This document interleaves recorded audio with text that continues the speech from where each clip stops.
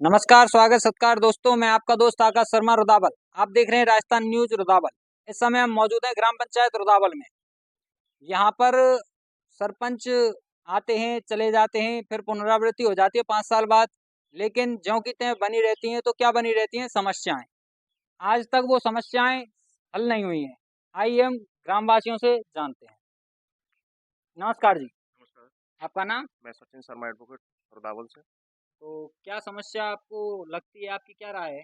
समस्याओं के बिंदु पर ग्राम पंचायत रुदावल को देखा जाए तो समस्याएं अनगिनत हैं और विकास कार्य धरातल पर जीरो है। सबसे पहली बात अगर देखें तो रूपबास तहसील से ये ग्राम पंचायत रुदावल पहले जुड़ी हुई थी और रूपबास तहसील का सबसे बड़ा कस्बा होने के बावजूद भी विकास में सबसे पिछड़ा गांव ग्राम पंचायत रुदावल को देखा जा सकता है। अभी वर्तमान में सरकार के द्वारा इसको तहसील का दर्जा दिया गया है।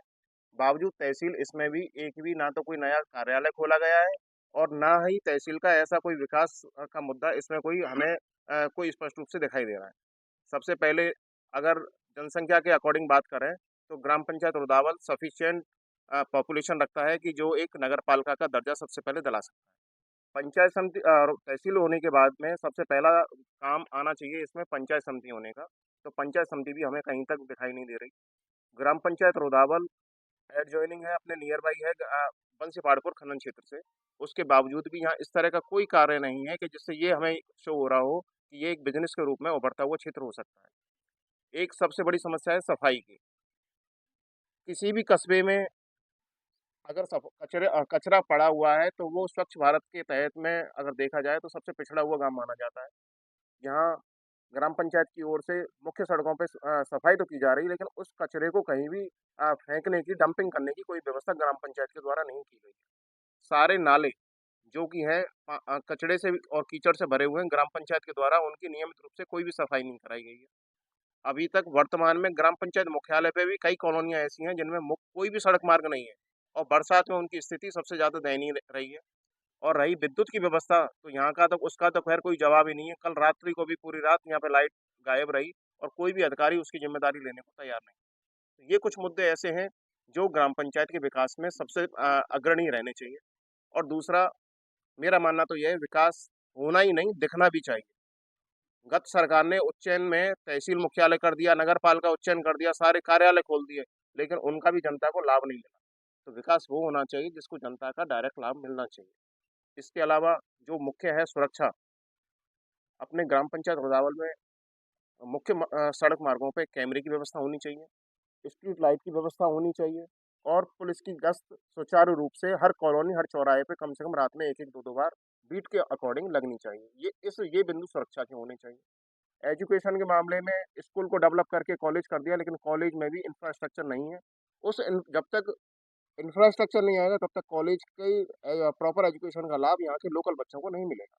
तो नाम मात्र का कॉलेज अगर दिखावटी रूप में सरकार के द्वारा खोला गया है तो उसमें भी विकास कार्य सरकार को ही करना चाहिए। ग्राम पंचायत की जनता हमेशा अपना सहयोग देने के लिए 100% पहले भी तैयार थी, आज भी तैयार है और भविष्य में भी तैयार रहेगी। सचिन सचिन भैया, आपसे मेरा एक और सवाल। जी आपने बोला ग्राम पंचायत की जनता साथ है, जी। तो आप मुझे ये बताइए कि जो ग्राम पंचायत का सरपंच है, उनके द्वारा जो त्रुटि हुई है वो क्या है? छोटी सफाई की व्यवस्था सबसे बड़ी है। जो कॉलोनी में सड़क मार्ग की व्यवस्था है, ये दो सबसे बड़ी त्रुटियां सरपंच के द्वारा आज की तारीख में लाई गई। जब बरसात होती है तो आप देखें सारे सड़क के मुख्य मार्ग जो हैं कीचड़ से सने पड़े रहते हैं। 2-2 घंटे तक सड़कों पे पानी रहता है। आप बंसी पहाड़पुर रोड पे निकलेंगे तो यहाँ का मुख्य पेयजल का स्रोत था, वाटर को रिचार्ज का स्रोत था पोखर। उस पोखर में आज देखें गंदगी का ढेर पड़ा हुआ है, पानी नाममात्र का और गंदगी का ढेर ये है कि 2-2 दिन तक पानी मुख्य सड़क मार्ग पर रहता है और वो गंदगी सड़कों पे आती है। वहाँ लोकल आबादी जो रह रही है वो रहने की स्थिति में नहीं रहती। सड़क मार्ग मेरे साथ में यहाँ पे और भी भाई बंधु बैठे हैं, ये खुद बताएंगे कि बरसातों में इनकी कॉलोनी में कोई व्यक्ति पैदल निकल सकता है कि इससे बुरी ग्राम पंचायत के लिए स्थिति नहीं हो सकती। और कुछ कहना चाहेंगे नहीं, बस संक्षेप मेरा में? तो यही है कि सरकार के द्वारा ग्राम पंचायत स्तर से बढ़ाकर एक शहरीकरण की ओर लेके जाएं।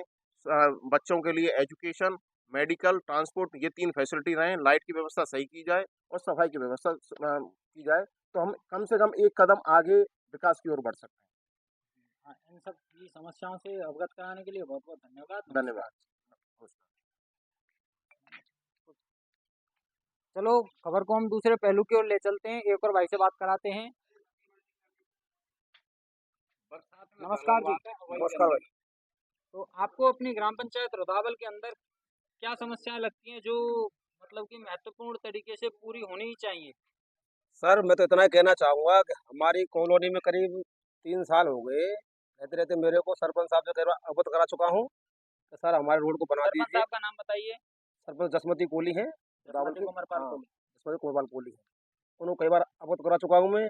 उन्होंने मिट्टी भी डलवा दी है, लेकिन मिट्टी भी ऐसी डलवाई है, कटर से वो लाल मिट्टी को लाके डलवा दिया है।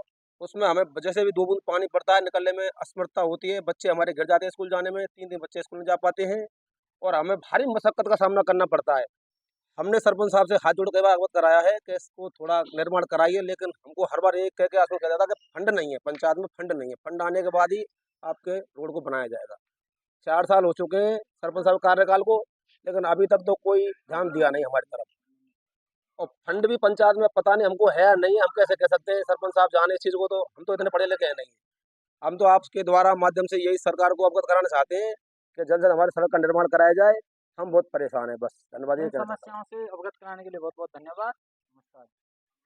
मैं आपका दोस्त आकाश शर्मा। आगे की खबर फिर दिखाते हैं। चलिए, नमस्कार।